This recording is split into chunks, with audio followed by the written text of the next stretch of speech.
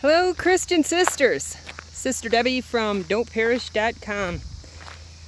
I just want to do an update for you, where we are, what's going on. We just made it to the eastern edge of Wyoming, and I've been out walking around, so I'm a little bit out of breath. But anyway, so we've been here a couple days, had an on-site carve to do, and yesterday, sorry about bouncing around here, yesterday I was able to help Brother Jim by debarking, and what else did I do? I did some sanding and some cleaning. Hey, and so that was really nice.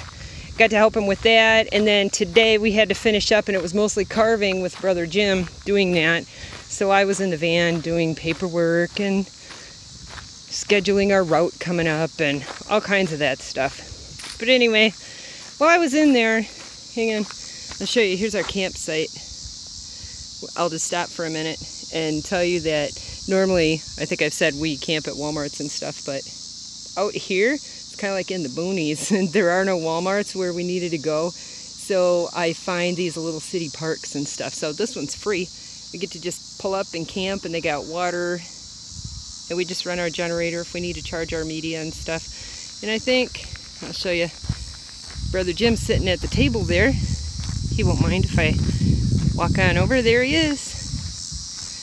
And anyway, so that's where we are tonight. But anyway, I got to help Brother Jim the one day, and then today I was doing paperwork and taxes, and while I was jumping in and out of the van, bringing him drinks and, you know, icy drinks and stuff, because the sun gets a little warm, even though the weather is beautiful here. Way more beautiful than any of the other places we've been in the Midwest at this time of the year, because it's so dry.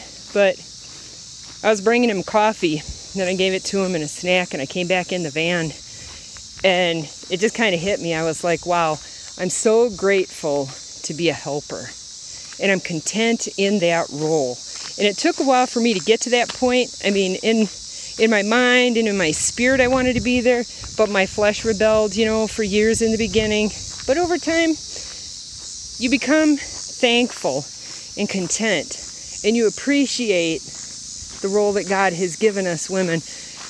And in this world, oh, there's some doves up there on the wire. Just one. But in this world of feminism,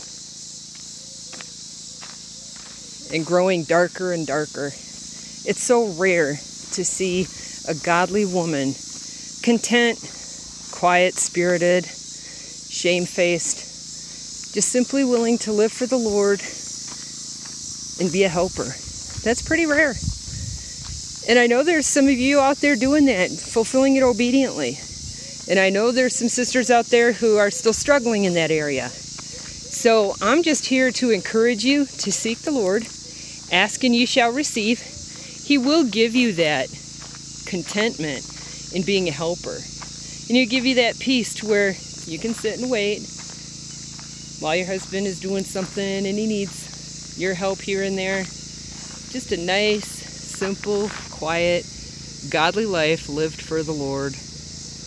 What a joy compared to what I was and many of you were, running around in the rat race and having to go here and there and trying to strive for this and that and being something that you really don't want to be, but you just get swept away in the world. So, just an encouragement for you sisters.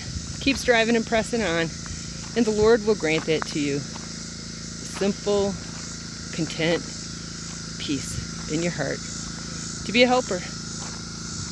Well, I hope this has encouraged you.